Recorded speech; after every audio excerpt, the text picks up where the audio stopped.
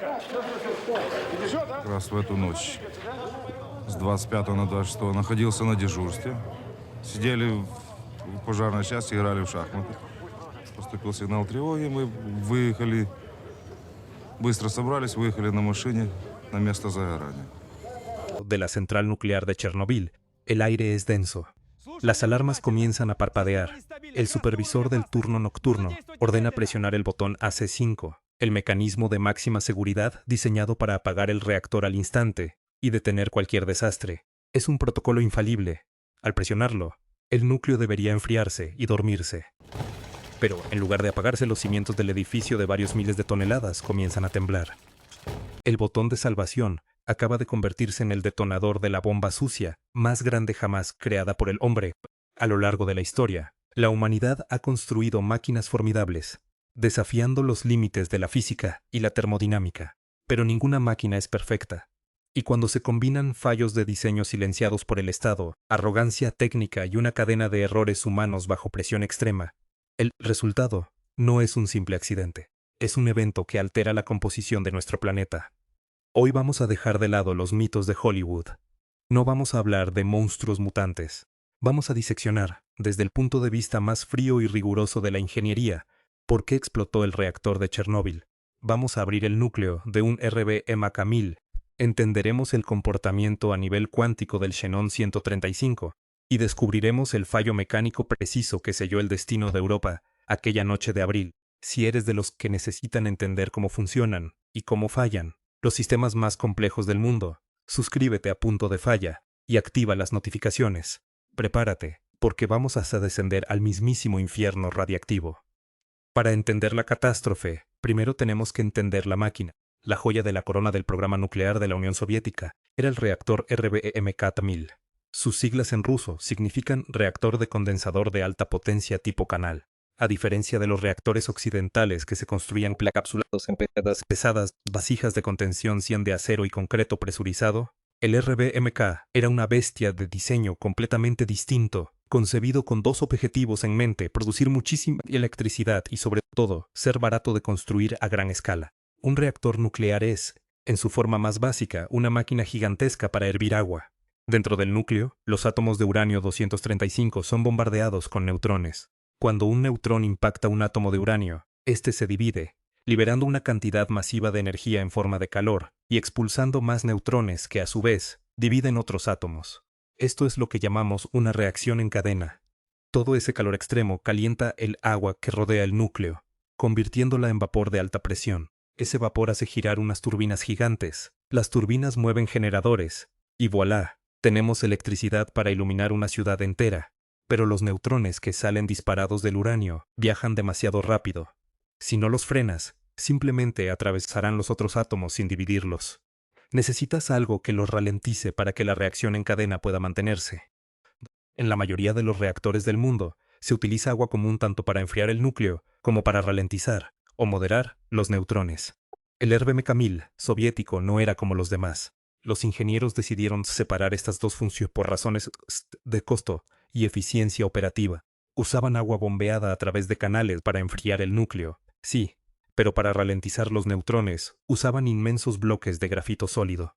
El reactor número 4 tenía un núcleo compuesto por más de 1.700 toneladas de grafito, en forma de un gigantesco cilindro perforado.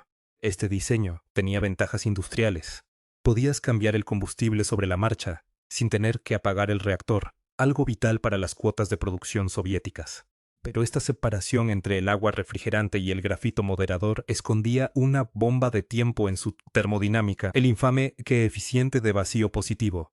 En ingeniería nuclear, el coeficiente de vacío determina cómo reacciona un núcleo cuando el agua que lo enfría comienza a hervir y convertirse en vapor.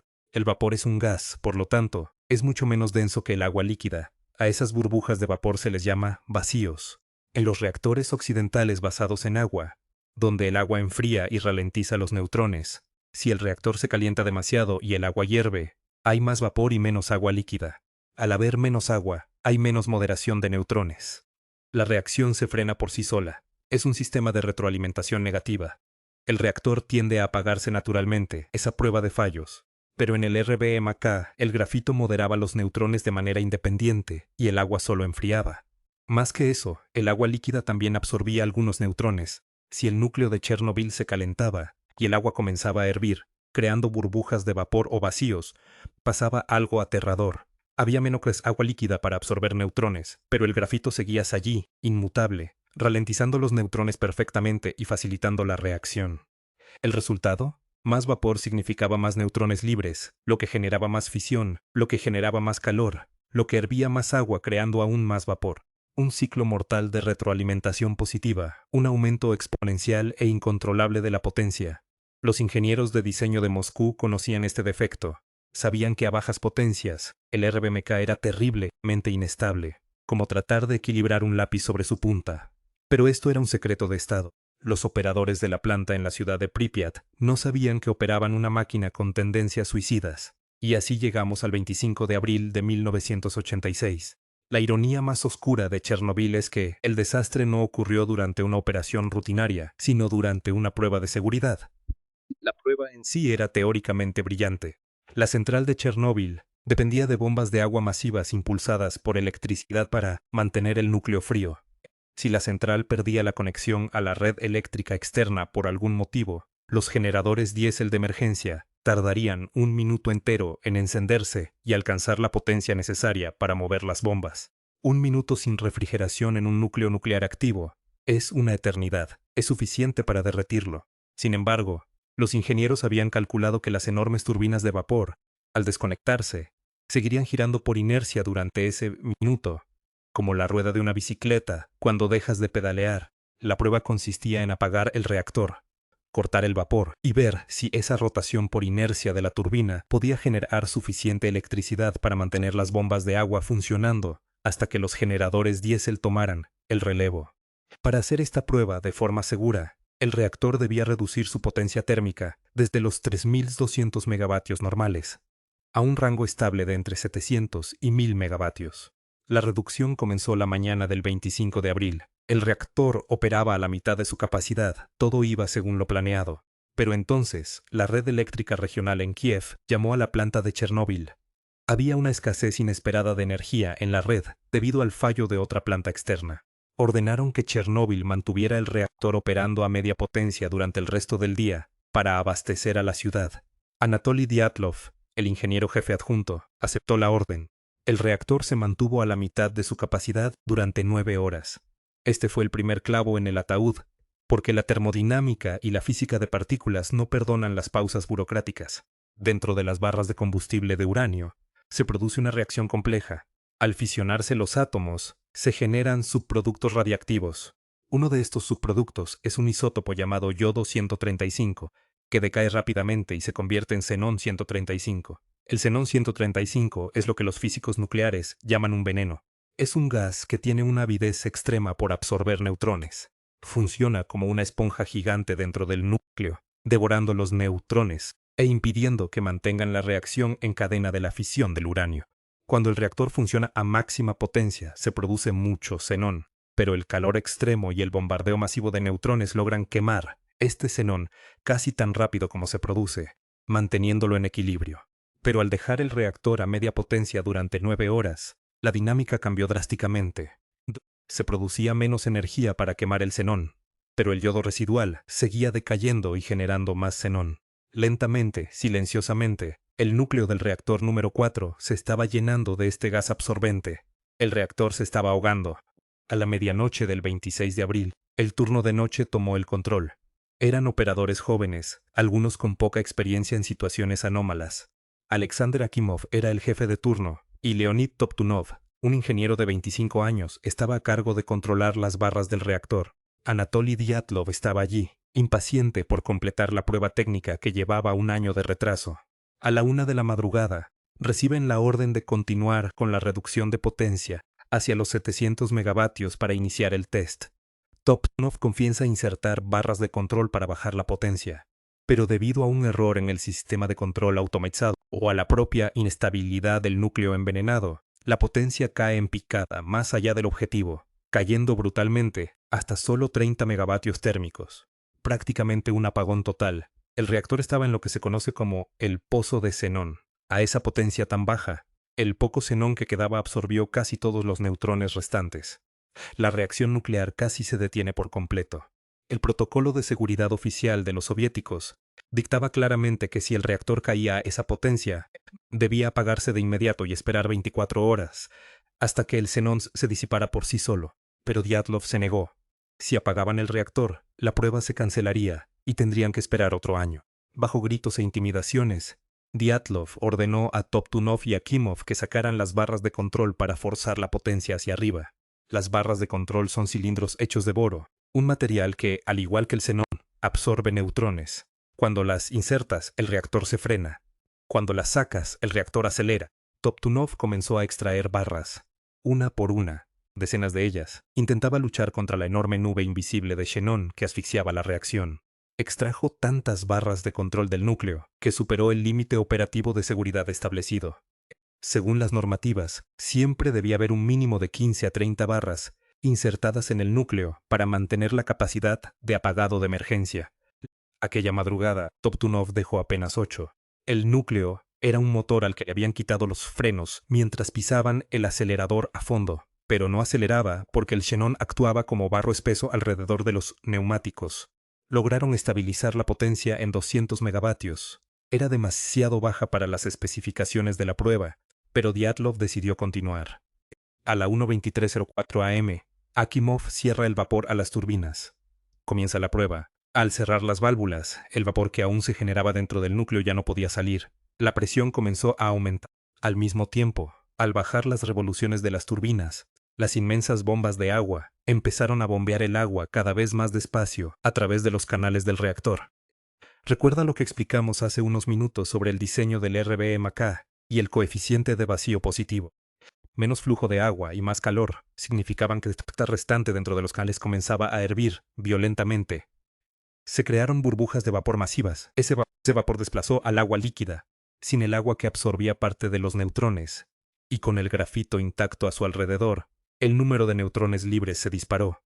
Al mismo tiempo, este repentino aumento de Potrak comenzó a calentar el núcleo con tanta violencia que finalmente logró quemar el gas xenón que los mantenía frenados. El barro había desaparecido y no había frenos. En cuestión de segundos, la potencia del reactor saltó de 200 megavatios térmicos a cifras aterradoras. El panel de control frente a Toptunov se iluminó como un árbol de Navidad de luces rojas intermitentes. Las alarmas ensordecedoras de exceso de flujo neutrónico y aumento de temperatura rugieron en la sala. Akimov, viendo el desastre inminente, dio la orden final. A la 1:23:40 am, Akimov gritó «apagado de emergencia» y Toptunov presionó el botón etiquetado como AZ5. Este botón liberaba los electroimanes que sostenían suspendidas las más de 200 barras de control de boro que estaban fuera del núcleo, permitiendo que cayeran por gravedad hacia los canales para detener la fisión. Aquí es donde entra en juego el fallo de ingeniería más insólito, negligente y catastrófico de la historia nuclear. Para ahorrar dinero y hacer que el reactor fuera ligeramente más eficiente, los diseñadores soviéticos no hicieron las barras de control de boro sólido en su totalidad. En la punta inferior de cada barra había una sección de 4,5 metros hecha de grafito. Sí, el mismo material que acelera la reacción.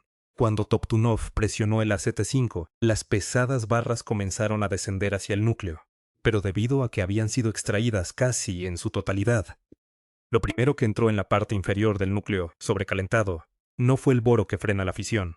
Fueron más de 200 puntas de grafito masivo, entrando simultáneamente en una zona que ya estaba hirviendo. El grafito de las puntas desplazó el agua que quedaba en la parte inferior de los canales. El coeficiente de vacío se maximizó. En esa fracción de segundo, en lugar de apagar el fuego, el sistema de emergencia arrojó gasolina cuántica al reactor. Un pico de energía localizado, un destello térmico imposible, ocurrió en la base del núcleo. La potencia se multiplicó. Los sensores registraron 30.000 megavatios térmicos en cuestión de microsegundos, 10 veces la potencia máxima para la que el reactor fue diseñado. A esa temperatura, el uranio se derritió instantáneamente. La presión del vapor superó la resistencia a los canales de presión, que se expandieron y reventaron. Esta deformación física bloqueó los conductos. Las barras de control se atascaron a solo un tercio de su recorrido. El boro jamás llegó al centro. El núcleo quedó inmovilizado y en plena aceleración atómica. A la 1:23:44 am, la enorme sobrepresión de vapor voló por los aires el escudo biológico superior del reactor, una inmensa tapa de acero y hormigón de 2000 toneladas de peso apodada cariñosamente como Helena por los operadores. La tapa se elevó por el aire como una moneda lanzada al cielo, destrozando las tuberías de refrigerante restantes. Esta fue la primera explosión, una explosión puramente de vapor y presión termodinámica.